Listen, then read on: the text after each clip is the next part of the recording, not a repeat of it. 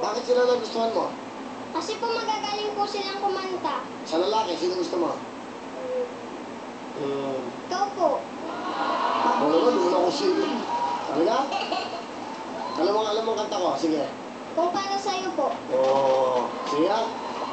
Di mo ba